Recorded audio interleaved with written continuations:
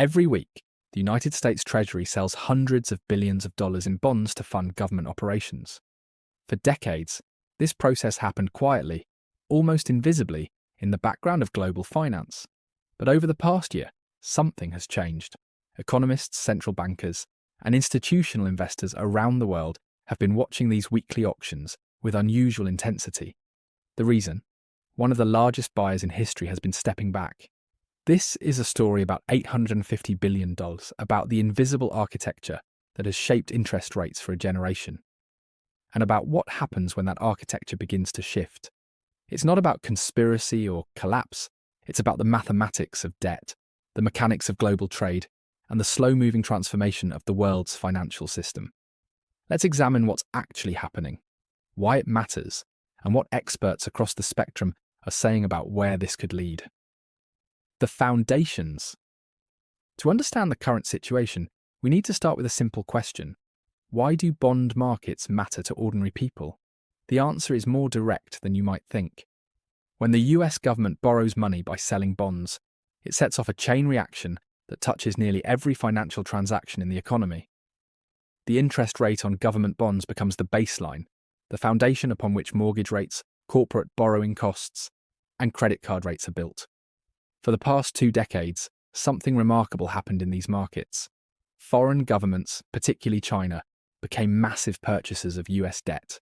According to Treasury Department data, China's holdings of US government securities, including both Treasury bonds and agency debt from institutions like Fannie Mae and Freddie Mac, reached approximately $850 billion at their peak. This wasn't an accident. It was part of an economic relationship that some economists called symbiotic, while others described it as an uneasy dependency. Here's how it worked. China manufactured goods and exported them to the United States. American consumers bought those goods with dollars. Chinese companies received those dollars and exchanged them with their central bank for yuan. The People's Bank of China then faced a choice: what to do with hundreds of billions of dollars. Their solution was to invest heavily in US Treasury securities. This decision had profound effects on both economies. For China, it helped keep the yuan relatively weak against the dollar, which made their exports more competitive. For the United States, it provided a steady stream of buyers for government debt, which helped keep interest rates lower than they might otherwise have been. Dr. Brad Setzer, a senior fellow at the Council on Foreign Relations and former Treasury official, has described this as one of the most important financial flows in the global economy during this period. Act 2. The shift. But arrangements like these don't last forever. Over the past several years, particularly since 2022, the data shows a clear trend. China has been reducing its holdings of US securities. The most recent Treasury International Capital reports indicate that China's officially reported holdings have declined significantly. Some analysts point out that the actual reduction may be larger than headline figures suggest, as some selling appears to occur through custodial accounts in countries like Belgium and Luxembourg. Why is this happening? Experts point to several factors. First, China's trade surplus with the United States has narrowed, meaning there are simply fewer dollars flowing in that need to be recycled. Second, geopolitical tensions, including technology export controls, tariff policies, and broader strategic competition, have changed the calculus on both sides. Third, and perhaps most significantly, Chinese policymakers have been diversifying their reserves. According to the World Gold Council, the People's Bank of China has been a consistent buyer of gold for over 2 years, adding to reserves at a pace not seen in decades. This isn't unique to China. Central banks globally have been increasing gold purchases, with 2022 and 2023 seeing the highest levels of official sector gold buying in over 50 years. Some analysts interpret this as a hedge against currency volatility. Others see it as part of a broader trend toward reserve diversification in an increasingly multipolar world. The mechanics. So what happens when a major buyer steps back from the market? The bond market operates on supply and demand, like any other market. When supply increases or demand decreases, prices adjust. In the bond market, there's an inverse relationship between prices and yields. When bond prices fall, the interest rates, or yields they pay, must rise to attract buyers. This is where the story connects to your daily life. The yield on the 10-year Treasury note serves as a benchmark for mortgage rates. Historically, the 30-year fixed mortgage rate tends to track roughly 1.5 to 2 percentage points above the 10-year Treasury yield. If Treasury yields rise significantly, whether due to reduced foreign buying, increased government borrowing, or other factors, mortgage rates tend to follow. We saw this dynamic play out in 2022 and 2023, when mortgage rates rose to levels not seen since before the 2008 financial crisis. Some economists have expressed concern about what they call fiscal dominance, a situation where the sheer volume of government borrowing becomes a primary driver of interest rates, potentially limiting the Federal Reserve's traditional tools for managing the economy. Dr. Lael Brainard, former Federal Reserve Vice Chair, has discussed the challenges that arise when fiscal and monetary policy interact in complex ways, particularly when debt levels are elevated. Actor 4. The plumbing. There's another technical factor that has received attention from market analysts, the reverse repurchase facility, or reverse repo for short. Think of the reverse repo facility as a parking lot for excess cash in the financial system.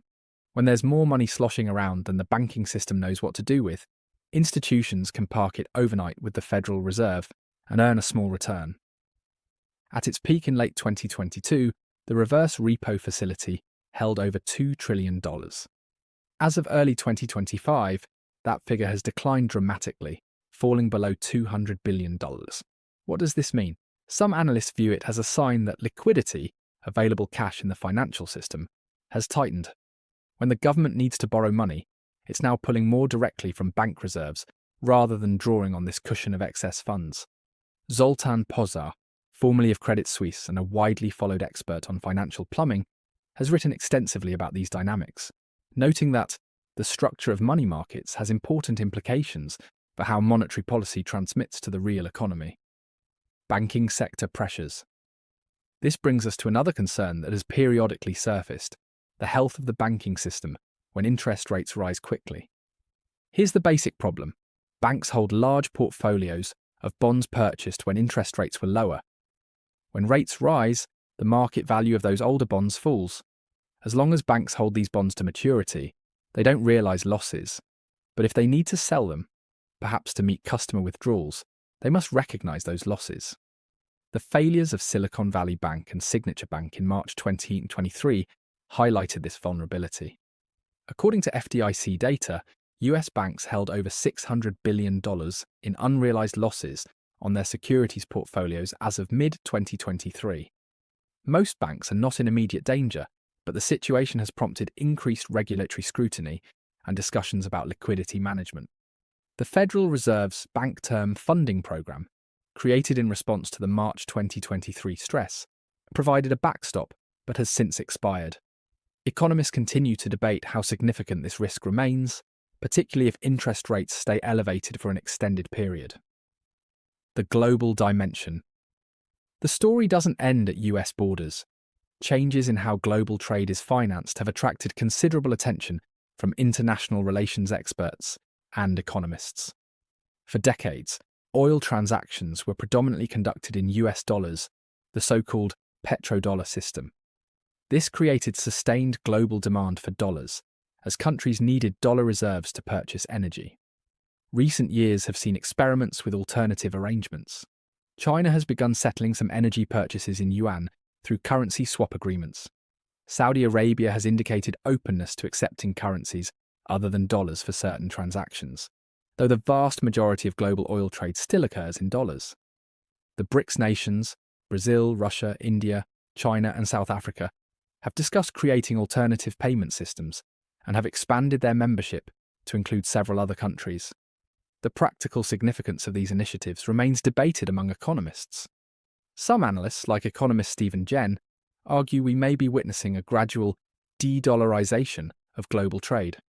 Others, including former Treasury Secretary Larry Summers, have suggested that reports of the dollar's decline are greatly exaggerated, noting that the dollar remains dominant in international reserves, trade invoicing, and financial transactions. Scenarios and uncertainties. So what might all of this mean going forward? Economists and market strategists have outlined several possible scenarios, ranging from relatively benign to more concerning. Scenario 1. Manage transition.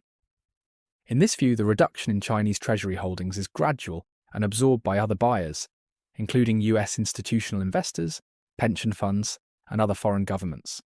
Interest rates remain somewhat elevated by historical standards, but the adjustment is orderly. The Federal Reserve maintains credibility, and inflation expectations stay anchored. Scenario 2. Persistent pressure.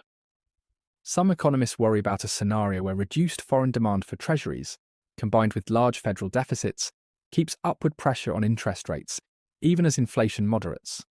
This could constrain the Federal Reserve's ability to cut rates during economic downturns and might weigh on growth-sensitive sectors like housing. Mohammed El-Arian, chief economic advisor at Allianz, has written about the possibility of higher-for-longer interest rates driven partly by structural factors, including fiscal dynamics. Scenario 3. Market stress.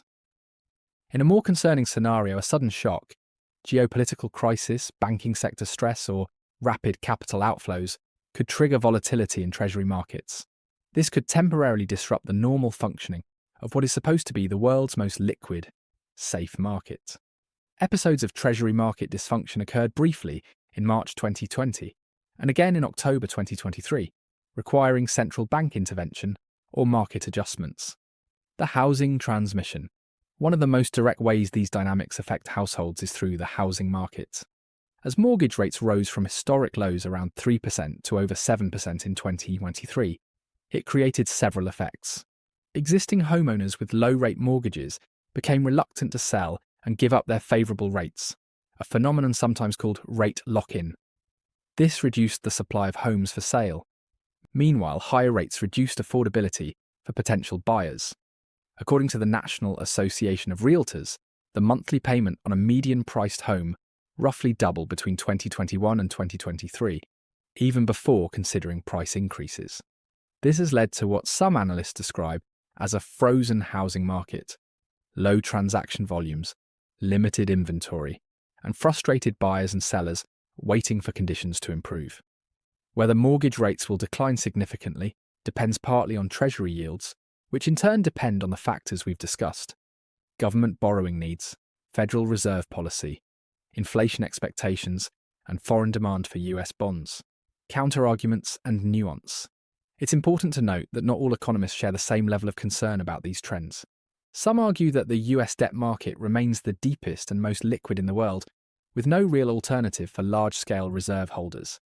Even if China reduces holdings, they point out that global demand for safe assets continues to grow, particularly as aging populations in developed countries save for retirement. Others note that the US continues to run what economist Barry Eichengreen calls exorbitant privilege, the ability to borrow in its own currency at favourable rates because of the dollar's reserve status. While this privilege may not last forever, it remains substantial. The Federal Reserve also has tools it has used in the past during market stress, including asset purchases or repo operations to ensure market functioning. Additionally, some of the concerns about bank balance sheets have moderated as banks have had time to adjust to the higher rate environment, increase capital buffers, and manage their asset liability positions more carefully. Investment implications. What does all this mean for individual investors and savers? Financial advisors note that the traditional 60-40 portfolio allocation, 60% stocks, 40% bonds, faced challenges in 2022 when both asset classes declined simultaneously. This was unusual. Bonds traditionally provide ballast when stocks fall. The experience has led to increased discussion about portfolio diversification beyond traditional stocks and bonds. Some investors have added commodities, real estate, international securities, or inflation-protected securities to their portfolios. Gold has received renewed attention as central banks have increased purchases. Gold doesn't generate cash flow like a bond or dividend-paying stock, but some view it as a hedge against currency devaluation or geopolitical uncertainty. However, experts emphasize that these are personal decisions that should be made based on individual circumstances, risk tolerance, and time horizon. There is no one-size-fits-all answer, and past performance doesn't guarantee future results. As always, this discussion is for educational purposes only and should not be construed as financial advice. Individuals should consult with qualified financial advisors about their specific situations. Conclusion: watching and waiting. The global financial system is undergoing a period of adjustment. The post-Cold War consensus, characterized by deepening trade integration and financial interdependence, is being tested by geopolitical friction, pandemic aftershocks, and shifting economic power. China's reduced treasury holdings are one visible symptom of this broader transition. Whether this evolution leads to instability or a new equilibrium remains an open question, one that economists, policymakers, and market participants are watching closely. Several indicators will be worth monitoring: Treasury auction metrics, particularly bid-to-cover ratios, and the performance of longer-dated securities. Federal Reserve communications about balance sheet policy and market-functioning banking sector health indicators, including deposit flows and unrealized securities losses. Global reserve composition data from the IMF trade, and capital flow data from Treasury reports. What we're witnessing may be the slow restructuring of a financial architecture that has been in place for decades. These transitions rarely happen overnight, and they rarely follow a straight line. For individuals, the key may be staying informed, maintaining diversified portfolios appropriate to personal circumstances, avoiding panic-driven decisions, and recognizing that while the system is evolving, it has also proven resilient through previous periods of stress. The bond market might seem abstract, numbers on screens, auctions in distant buildings, but its rhythms shape the interest rate on your mortgage, the yield in your savings account, and the cost of the loans that fund businesses and infrastructure. Understanding these dynamics won't eliminate uncertainty, but it can help make sense of the headlines and the debates among experts as this complex story continues to unfold. The next chapter is still being written. End card. The topics discussed in this video are complex and evolving. For deeper analysis of Treasury market functioning, Federal Reserve policy decisions, and the geopolitical dimensions of reserve currency status, check out the resources in the description below. Remember, this video is for educational purposes only. Always conduct your own research and consult qualified professionals before making financial decisions.